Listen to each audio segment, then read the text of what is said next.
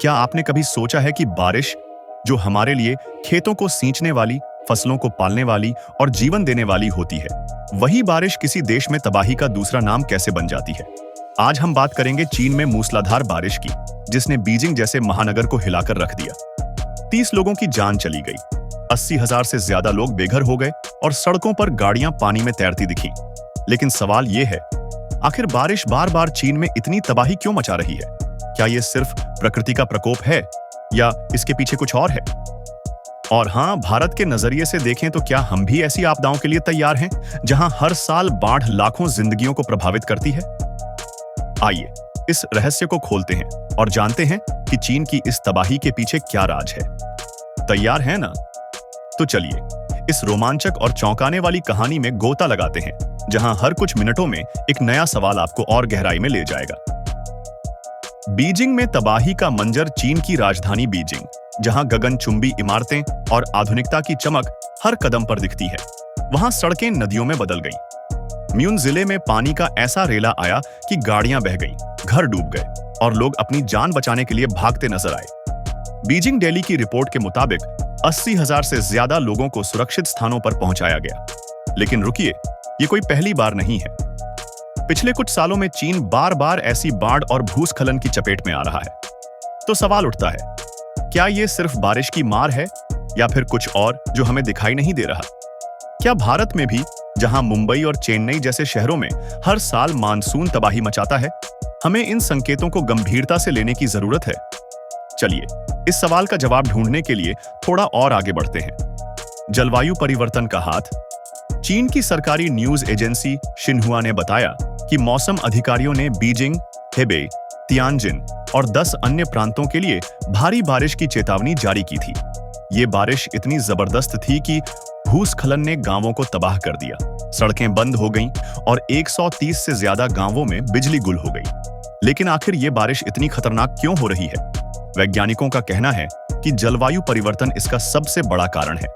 चीन दुनिया में ग्रीनहाउस गैसों का सबसे बड़ा उत्सर्जक है और ये गैसें मौसम को और चरम बना रही हैं।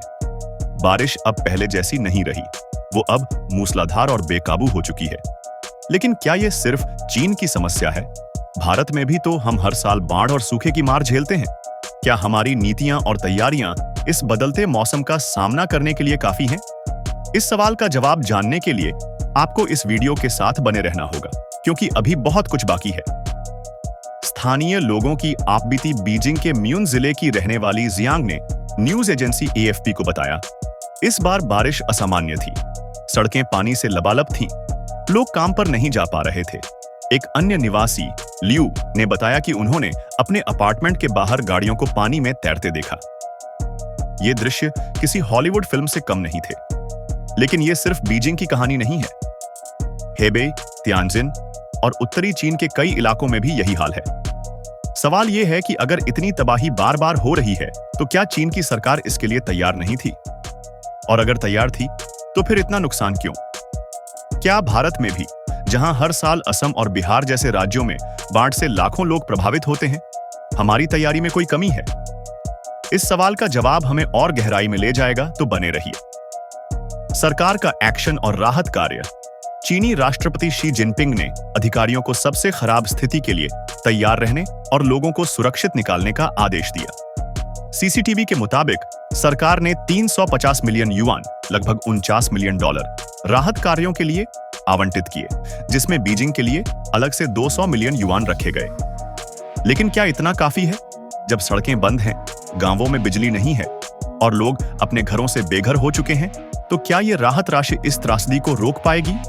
और सबसे बड़ा सवाल, क्या ये बारिश सिर्फ एक मौसमी घटना है या फिर ये एक चेतावनी है कि हमें अपने पर्यावरण को बचाने के लिए और तेजी से काम करना होगा?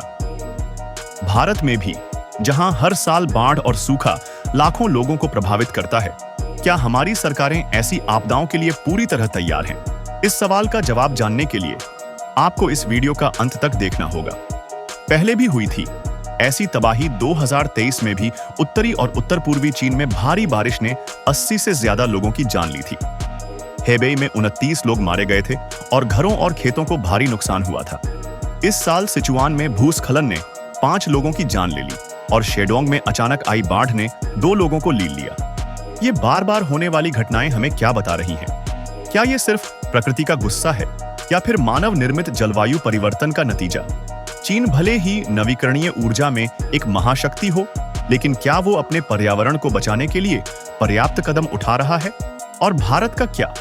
हमारी गंगा और यमुना जैसी नदियां जो बाढ़ का कारण बनती हैं, क्या हम उनके प्रबंधन में कहीं चूक रहे हैं? इस सवाल का जवाब ढूंढने के लिए हमारी इस कहानी का अगला हिस्सा जरूर देखें। भविष्य की चेतावनी। चीन की ये तबाही सिर्फ एक खबर नहीं, बल्कि एक चेतावनी है। वैज्ञानिक कहते हैं कि ग्रीन हाउस गैसों का उत्सर्जन कम न हुआ तो ऐसी चरम मौसमी घटनाएं और बढ़ेंगी। चीन का लक्ष्य 2066 तक कार्बन तटस्थ बनना है, लेकिन क्या तब तक बहुत देर नहीं हो जाएगी? और भारत में, जहां हम भी बाढ़, सूखा और गर्मी की मार झेल रहे हैं, क्या हम समय रहते कदम उठा पाएंगे? ये सवाल सिर्फ चीन या भारत का नहीं, बल्कि पूरी दुनिया का है। तो आइए इस वीडियो के जरिए हम न सिर्फ इस तबाही के कारणों को समझें, बल्कि ये भी सोचें कि हम अपने पर्यावरण को बचाने के लिए क्या कर सकते हैं। क्या आप इसके लिए तैयार हैं?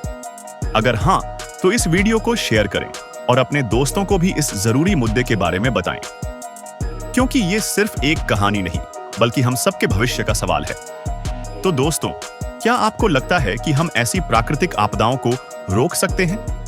क्या भारत और चीन जैसे देश मिलकर पर्यावरण को बचा सकते हैं, या ये सिर्फ एक सपना है?